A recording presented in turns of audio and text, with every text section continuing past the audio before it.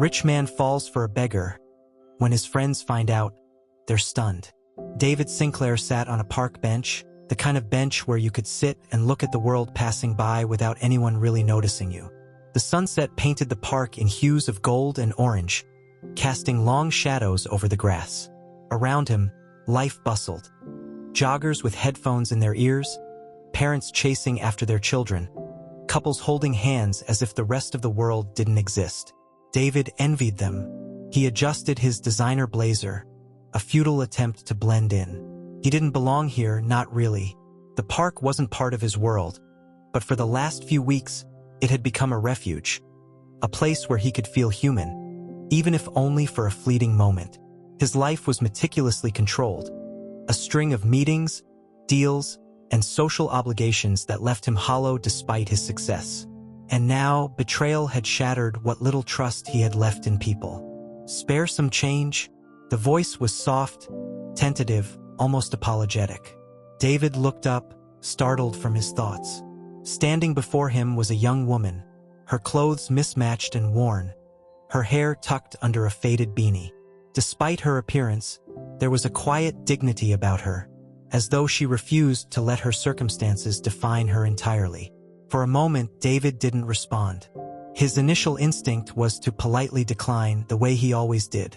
But something about her eyes stopped him. They weren't pleading or desperate. They were steady, with a glimmer of defiance. "Do you want something to eat instead?" he found himself asking. Her brow furrowed, as though she wasn't sure if he was serious. Sure, if that's all right."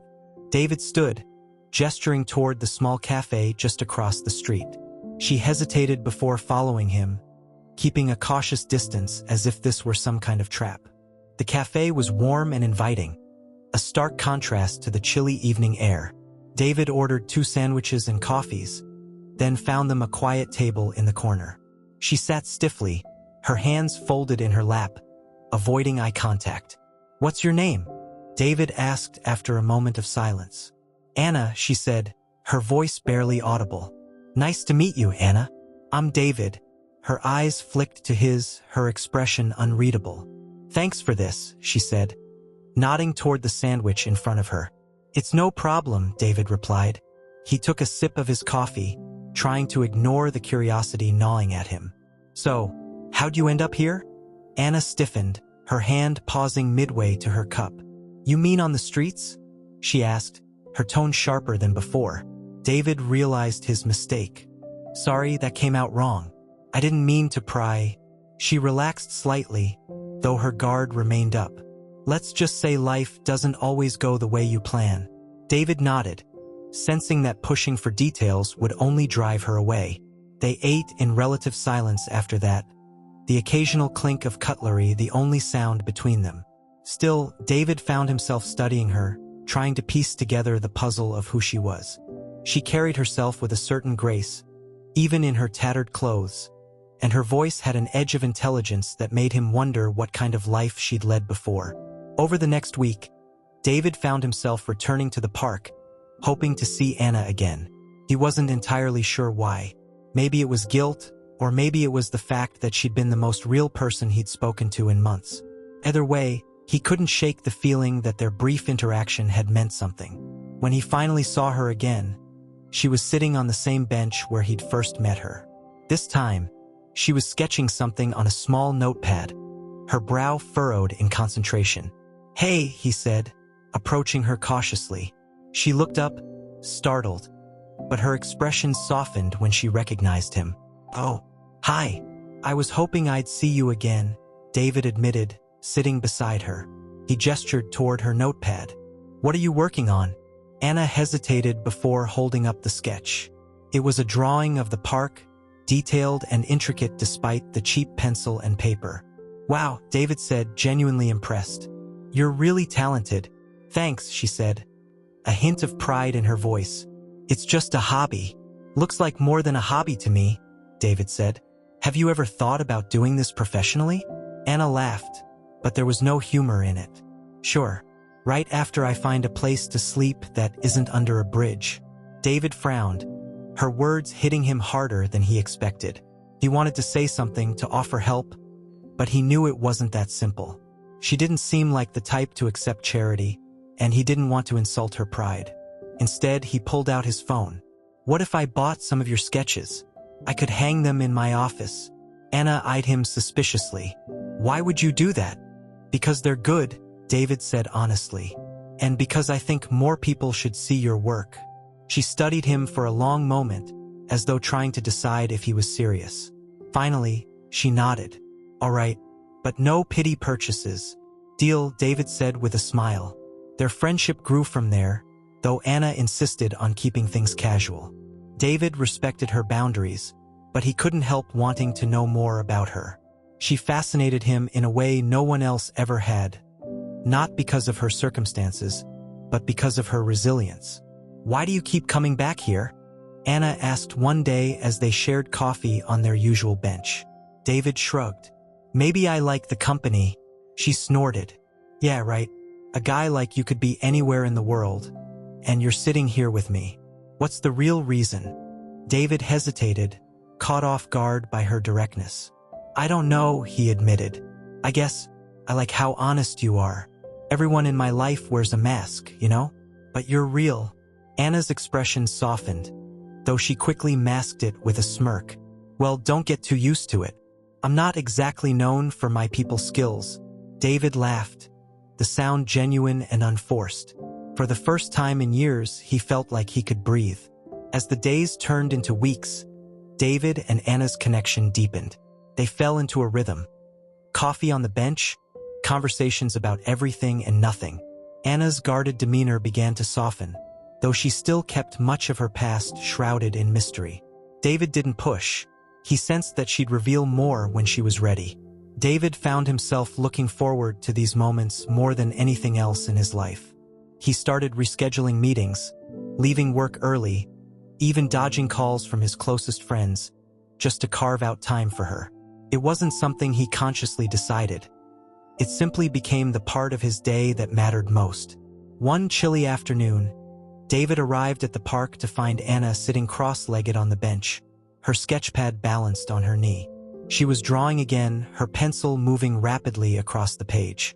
She didn't notice him at first, so he stood quietly, watching her work. "What are you drawing today?" he asked eventually, breaking the silence. Anna glanced up, startled, but relaxed when she saw him. "Just the fountain over there," she said, nodding toward the park's centerpiece. "I like how the light hits the water." David sat beside her, tilting his head to get a better view of the sketch. It was stunning, as always. The way she captured movement and light with just a pencil amazed him. "You really should be doing this for a living," he said, not for the first time. Anna sighed, setting the sketchpad aside. "You say that like it's so easy." "Maybe it could be," David said. "I could help you set up a portfolio, get your work in front of the right people." "No," Anna interrupted, her tone firm. "I appreciate what you're trying to do, but I don't need saving." "I'm not trying to save you," David protested. I want to help." Anna looked at him, her eyes searching his. "Why?" she asked quietly. "Why do you care so much?" David opened his mouth to respond but found himself at a loss. He didn't have an answer that would make sense to her, or even to himself. All he knew was that Anna made him feel something he hadn't felt in years. A sense of purpose. "I don't know," he admitted. "I just do." Anna held his gaze for a moment longer before looking away. "It's not that simple," she said softly. The next day, David invited Anna to join him for lunch at a small bistro not far from the park. She hesitated but eventually agreed, on the condition that they split the bill. David tried to argue, but Anna wouldn't budge. As they sat by the window, the conversation turned to lighter topics. Books, music, their favorite movies. Anna laughed more than David had ever seen, her guard slipping further with every passing moment. For the first time, he saw a glimpse of the person she might have been before life dealt her such a cruel hand. "You're different than I expected," Anna said suddenly, catching David off guard. "Different how?" he asked. She shrugged. "You're not what I'd imagine a rich guy to be. You don't act like you're better than everyone else." David smiled faintly. "Maybe that's because I don't feel like I'm better than anyone else." Anna raised an eyebrow, skeptical. Really? You're worth how many millions? And you don't think you're better than the rest of us? Money doesn't make you better, David said simply. If anything, it makes you worse. At least it did for me. Anna's expression softened, and for the first time, David felt like she truly believed him. But not everyone in David's life approved of his growing friendship with Anna. His closest friend, Ethan, noticed David's frequent absences and began to pry. "You've been off lately," Ethan said one evening over drinks. "Is there something you're not telling me?" David hesitated, debating how much to share. "I've been spending time with someone," he said carefully. Ethan's eyes lit up with curiosity. "Really? Who's the lucky girl?" David paused before answering. "Her name's Anna. She's not like anyone I've ever met." Ethan frowned. "Not like anyone, how?" David hesitated. She's had a rough life. She's not from our world." Ethan leaned back in his chair, his expression skeptical. "What does that mean? She's not from our world?" She's homeless," David admitted, bracing for Ethan's reaction. Ethan stared at him, stunned. "You're joking." "I'm not," David said firmly. "She's incredible, Ethan. You'd understand if you met her." "David, come on," Ethan said, shaking his head. "You can't be serious. A homeless girl? Do you have any idea how this is going to look?" "I don't care how it looks," David snapped. "Anna's not some charity case. She's smart and talented and she's not one of us," Ethan interrupted. "I'm sorry, man, but this is a bad idea. You need to think about your reputation." David's jaw tightened. "Thanks for your concern, Ethan, but I don't need your approval." Ethan sighed, clearly frustrated. "Just don't say I didn't warn you." The tension with Ethan weighed on David, but it didn't deter him from seeing Anna. If anything, it strengthened his resolve. He knew their connection was real, and he wasn't about to let anyone else dictate his life. Still, Ethan's words lingered in the back of his mind. He couldn't help wondering what would happen when Anna inevitably learned about the pressures and expectations of his world. And deep down, he wondered if she would still want to be part of it. As the days passed, David and Anna's bond grew stronger, but the challenges looming over their unconventional friendship became harder to ignore. David could feel the judgment of his social circle closing in like a storm, yet he found himself drawn to Anna in a way he couldn't explain. She was real in a world full of facades. One afternoon, David decided to share a part of his world with Anna. He invited her to a private art gallery he frequented, a quiet place where he often went to clear his head. She hesitated at first, unsure of stepping into his world, but eventually agreed. The gallery was a stark contrast to the park or the small cafes they usually visited. Pristine white walls and soft lighting showcased masterpieces worth millions. Anna walked slowly through the space, her eyes scanning each piece with a mixture of curiosity and quiet awe. "This one's my favorite," David said, stopping in front of a painting of a stormy sea. "There's something about it. The chaos, the power. It reminds me that we're all just trying to stay afloat." Anna studied the painting, her head tilted. "I see that," she said, "but I also see resilience. The waves might be wild, but the ship's still standing." David glanced at her, impressed. "You always have a way of finding hope in the hardest places." Anna shrugged, a small smile tugging at her lips. "Maybe because that's the only way to survive." The visit to the gallery marked a turning point. For the first time, Anna allowed herself to relax in David's presence, to trust that his intentions were genuine. But their growing closeness didn't go unnoticed. Ethan and Clara, David's longtime friends, began to grow concerned. They cornered him one evening at a dinner party, their tone dripping with faux concern. "David," Clara began, her voice saccharine, "we've been hearing some interesting things about you lately." "Interesting how?" David asked, already bracing himself. "About this girl you've been spending time with," Ethan cut in. "Anna, is it? We're just worried about you, man." "Worried?" David repeated, his tone sharp. "Why would you be worried?" Clara leaned forward, her perfectly manicured hands resting on the table. "You're a Sinclair, David. People notice who you associate with. If you're not careful, this could hurt your reputation and your business. David felt his jaw tighten. Anna isn't some kind of liability. She's a person. And frankly, I don't care what people think. That's naive, Ethan said bluntly. You're playing with fire, David. People in our world don't look kindly on this kind of relationship. David stood, pushing his chair back with more force than he intended. Maybe I don't want to be part of our world anymore. Clara sighed dramatically. You'll regret this. Mark my words. The confrontation with his friends left David shaken but resolute.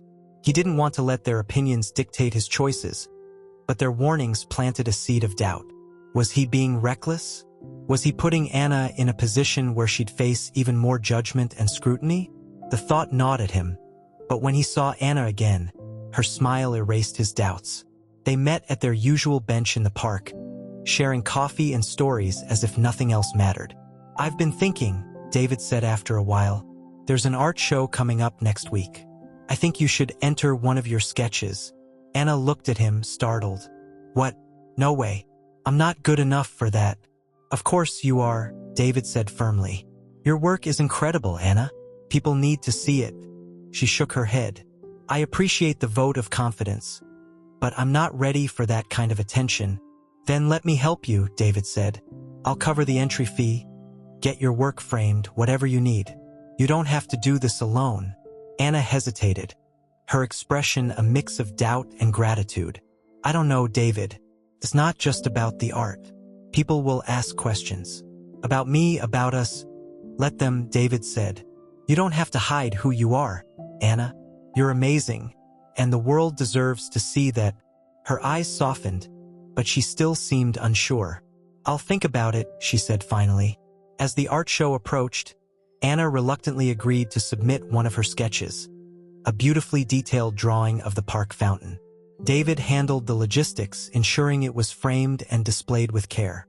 He didn't tell Anna that he also arranged for several influential figures in the art world to attend. The night of the show, Anna stood nervously in the corner, dressed in a simple yet elegant outfit David had insisted on buying for her. She looked stunning, but she couldn't shake the feeling that she didn't belong. You're doing great, David whispered, standing beside her. People love your work. Anna glanced at the small crowd gathered around her sketch, their murmured praise filling the air. This feels surreal, she admitted. It's because you're incredible, David said, his voice filled with pride. But their moment was interrupted by Ethan and Clara, who had decided to attend despite their earlier confrontation. Clara's lips curled into a smug smile as she approached Anna.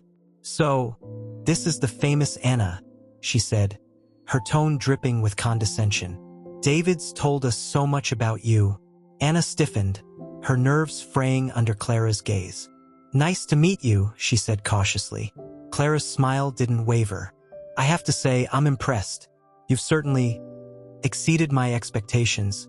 David stepped in, his voice cold. Clara, don't start. What?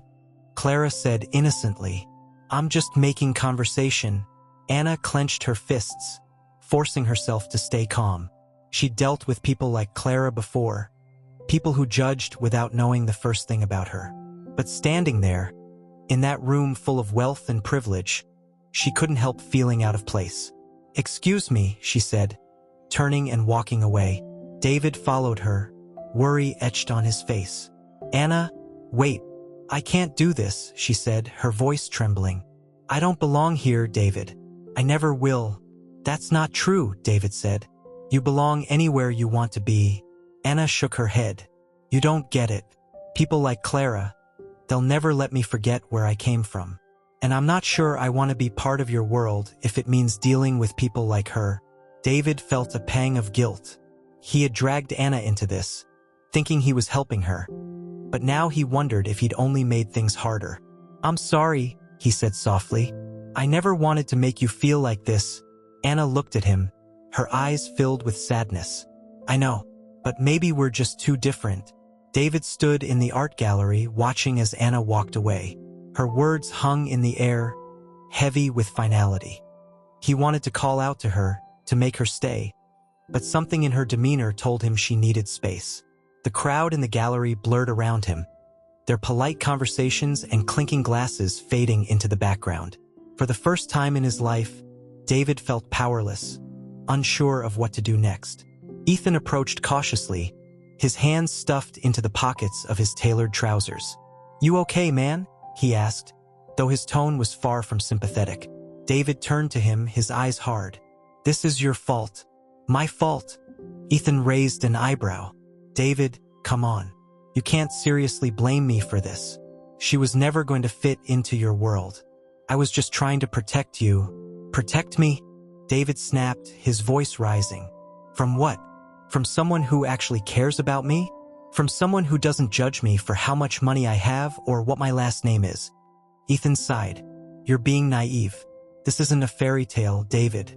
People like Anna don't belong in our world. And deep down, you know that." David didn't respond.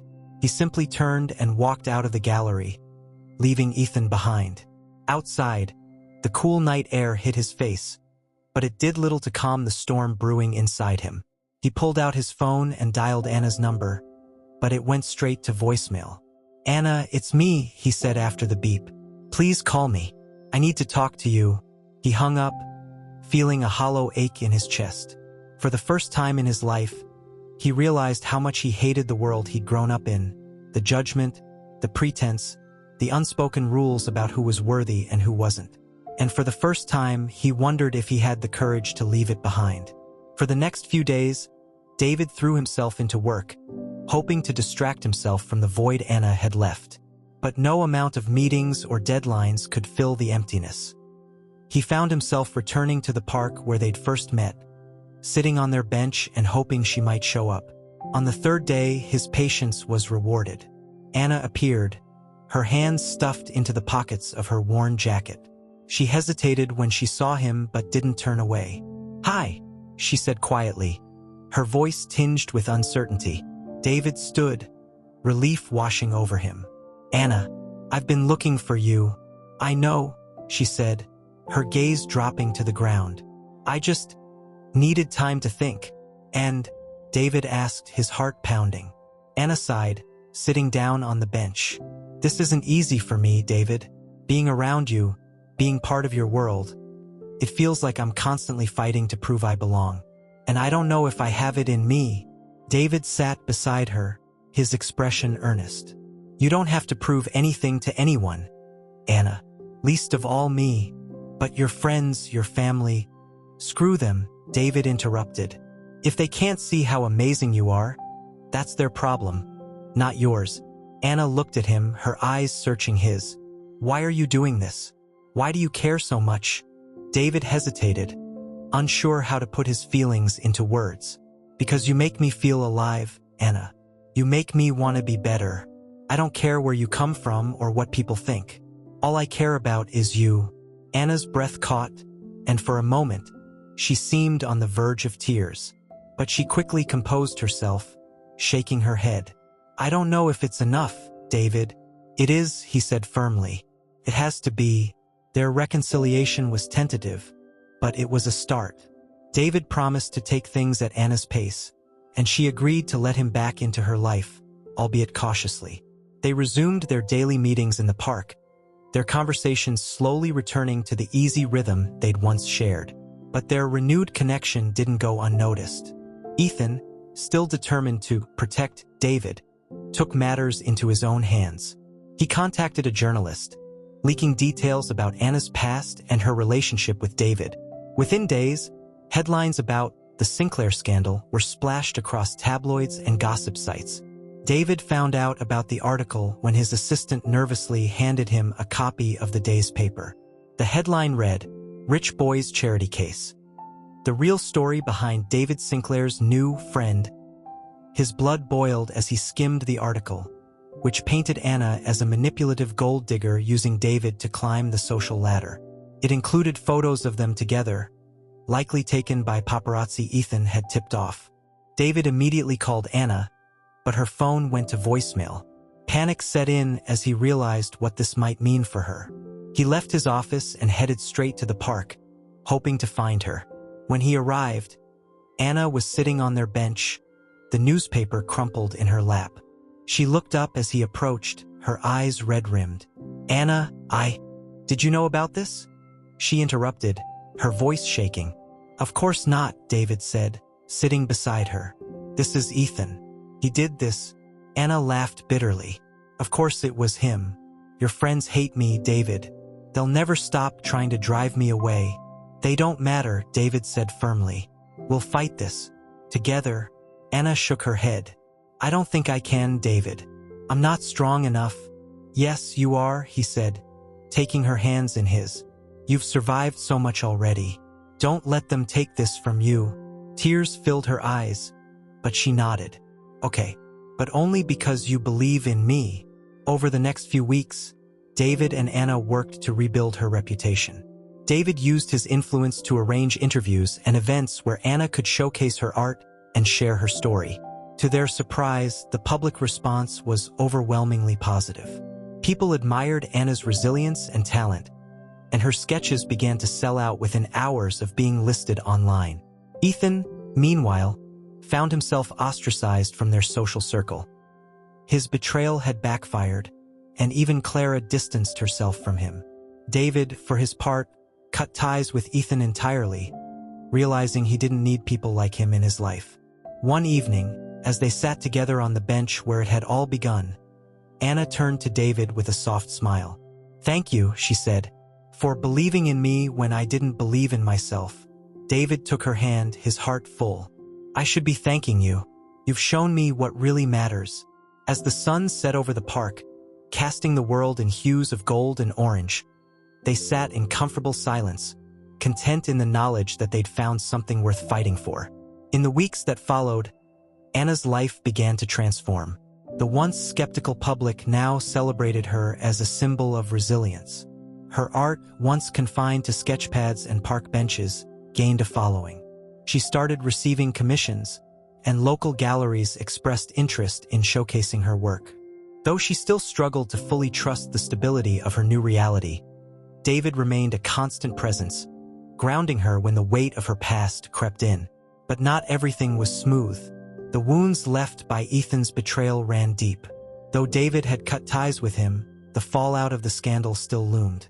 It wasn't just about Anna's reputation. It was a stark reminder of how easily his world could turn against them. One evening, as David and Anna strolled through the park, a woman approached them. Her sharp heels clicked against the pavement, and her expensive handbag swung at her side. It was Clara, her expression unreadable as she stopped in front of them. "David," she said, her tone measured.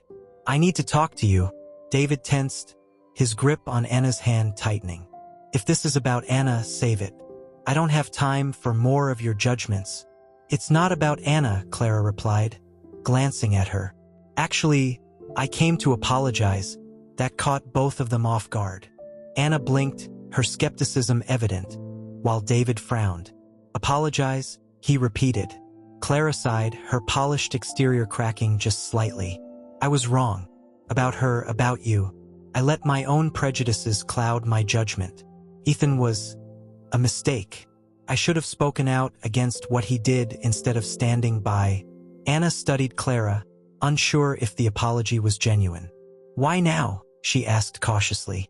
"Because I've seen what you've done with your life," Clara said, meeting Anna's gaze.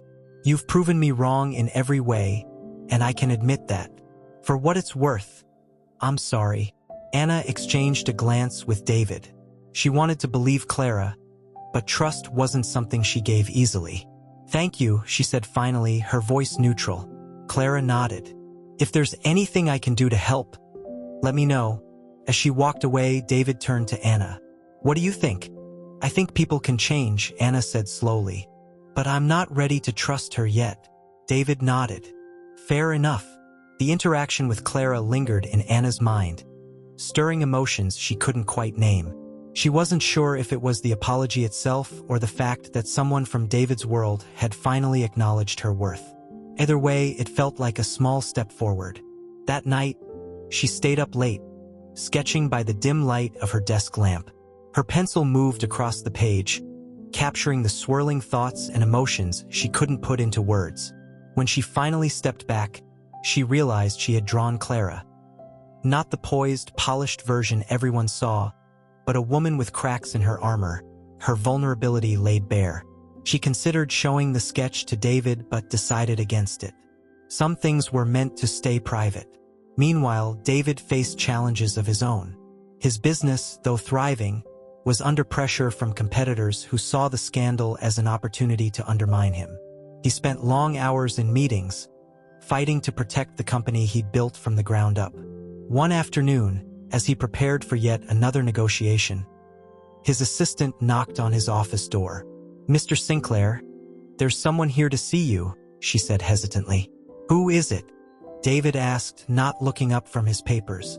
She didn't give her name, but she said it's urgent. David sighed, running a hand through his hair. "Fine, send her in." The door opened, and Anna stepped inside. David immediately stood, his expression softening. "Anna, what are you doing here?"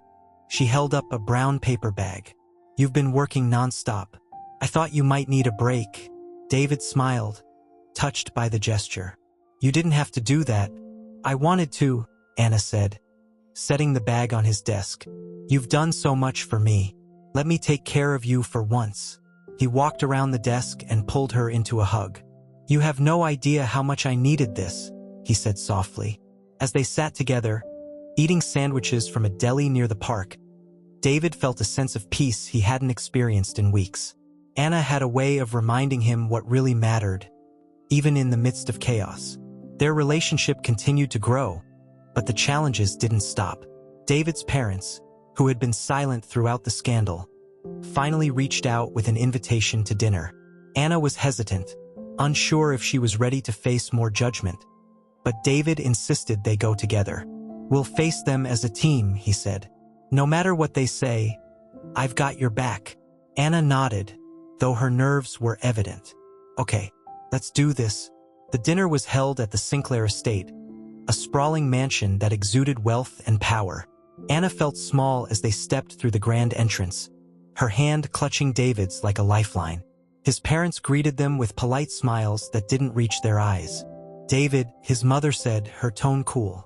"And this must be Anna." "It's nice to meet you," Anna said, forcing herself to stand tall. "Likewise," his mother replied, though her gaze lingered a second too long, as if assessing her. The evening was tense, the conversation laced with subtle jabs and veiled judgments. Anna did her best to hold her own, but by the time they left, she felt emotionally drained. "I'm sorry," David said as they drove away. "They had no right to treat you like that." "It's okay," Anna said quietly. "I expected it." "It's not okay," David said firmly, "and I'll make sure they know that." Despite the difficult evening, Anna felt a sense of accomplishment. She had faced one of her biggest fears and come out stronger. And with David by her side, she knew she could face whatever came next. In the days following their dinner at the Sinclair estate, David was true to his word. He confronted his parents during a private meeting at their home, determined to set boundaries and make his feelings clear. "You crossed a line," David said, standing in the same opulent sitting room where countless business deals and social alliances had been forged. His parents sat opposite him, their expressions unreadable. "We were polite," his father, Gerald Sinclair, replied calmly. "We didn't say anything untrue." "Polite?" David's voice rose slightly. Your so-called politeness was dripping with judgment. "Anna doesn't deserve that. She's an incredible person, and I won't let you or anyone else make her feel small."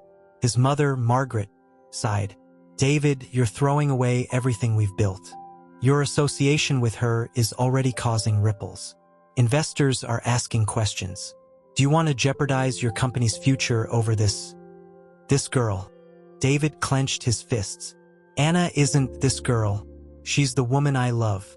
And if you can't see her worth, that's your loss, not mine." Margaret's eyes widened, and Gerald leaned forward, his voice firm. "You're young, David. Infatuation can cloud judgment. But think long-term. A relationship like this will never last." "That's not your decision to make," David shot back. "I've spent my whole life living up to your expectations. For once, I'm doing something for me." Margaret's tone softened, but her words still carried a weight of warning. We're only trying to protect you. The world isn't as kind as you seem to think. And yet, Anna's shown me more kindness and honesty than most people in my life ever have, David said. This conversation is over. I'll always love you both. But I'm done letting you dictate my life. With that, he turned and walked out, leaving his parents in stunned silence. Meanwhile, Anna was working on her art with renewed focus. The fallout from the dinner had shaken her, but it also fueled her determination to prove herself. She poured her emotions into her sketches, each piece reflecting a part of her journey, her struggles, her resilience, and the love that had changed her life. One evening, as she added the finishing touches to a new piece, her phone buzzed. It was a text from David. "Meet me at the park. Usual spot. I have a surprise for you. Curious." Anna bundled up and headed to the park. When she arrived, David was waiting for her by the fountain, a wide grin on his face. "What's going on?" she asked, her breath visible in the chilly air. "I have something to show you," David said, taking her hand. He led her to a nearby building that had been under renovation for months. The sign above the entrance now read, "The Sinclair Art Collective." Anna's eyes widened. "What is this?" David smiled. "It's yours.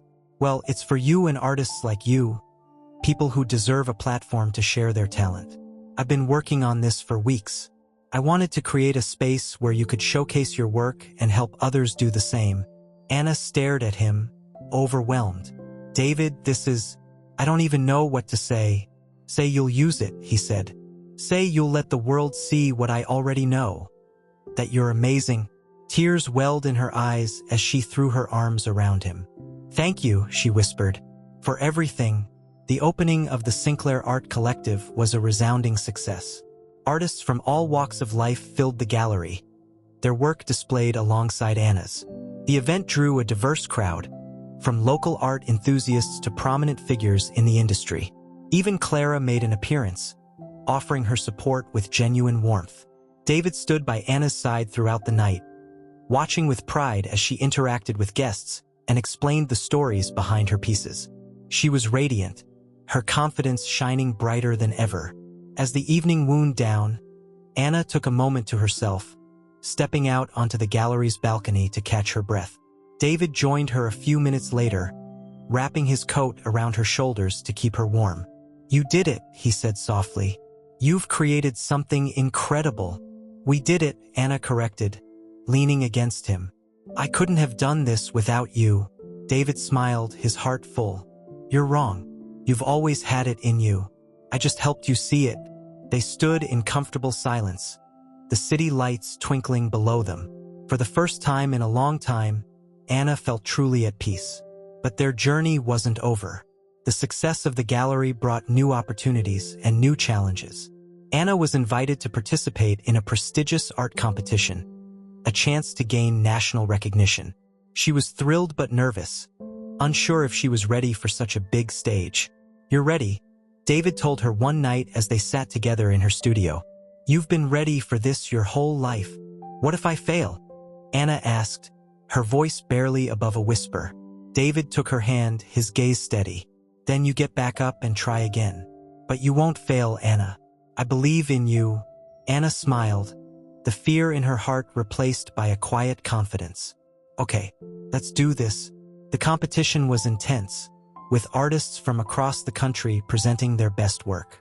Anna's piece, a powerful depiction of resilience inspired by her own journey, stood out among the entries. When the winners were announced, her name was called for the grand prize. As the crowd erupted into applause, Anna looked out into the audience and saw David, his expression filled with pride. In that moment, she realized how far she had come, not just as an artist, but as a person. As Anna stood on the stage, clutching the award in her hands, the crowd's applause felt like a dream. The journey that had brought her here played out in her mind. Every struggle, every moment of doubt, and every step forward. She looked out into the audience, and her eyes met David's. His expression was radiant, pride and love shining through. That was the moment she knew her life had truly changed. After the ceremony, David found her backstage, where she was still processing the whirlwind of emotions. "You did it," he said, pulling her into a tight hug. "We did it," Anna replied, her voice trembling with joy. "I couldn't have done this without you." David shook his head. "This was all you. Your talent, your strength, your heart. I just helped clear the path." Anna smiled, tears brimming in her eyes. "Thank you for believing in me when I couldn't believe in myself." The national recognition opened doors Anna had never imagined. Galleries from across the country reached out, eager to display her work. She was offered opportunities to mentor young artists, helping them navigate the challenges she had faced. The Sinclair Art Collective flourished, becoming a hub for creative talent from all walks of life. But as her career soared, Anna made a point of staying grounded. She continued to volunteer at the community center, using her platform to give back to the people who had supported her when she had nothing. David often joined her, their shared efforts strengthening their bond even further. One evening, as they walked through the park where they had first met, David stopped and took her hands in his.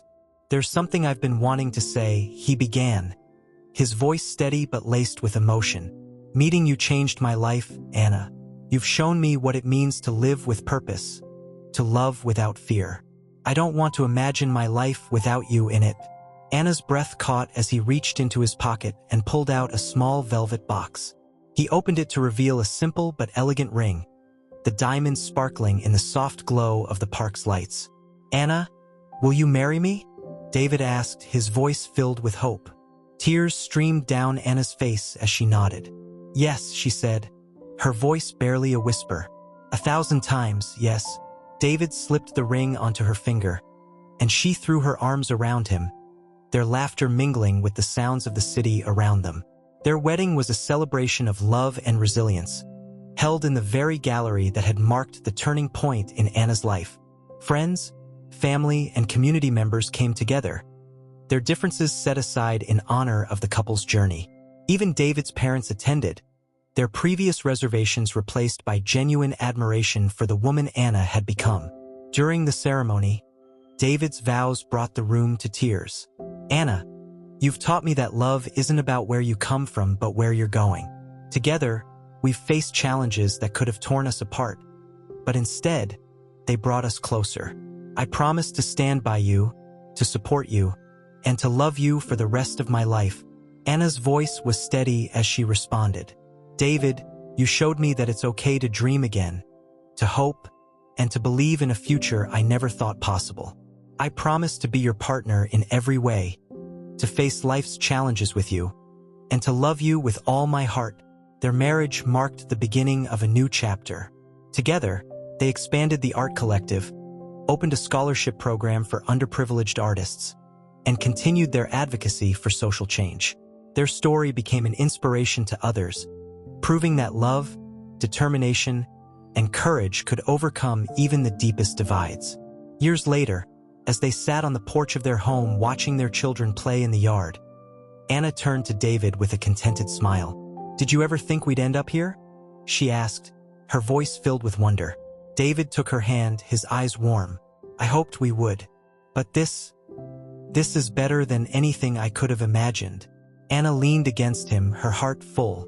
"Thank you for everything." David kissed her forehead.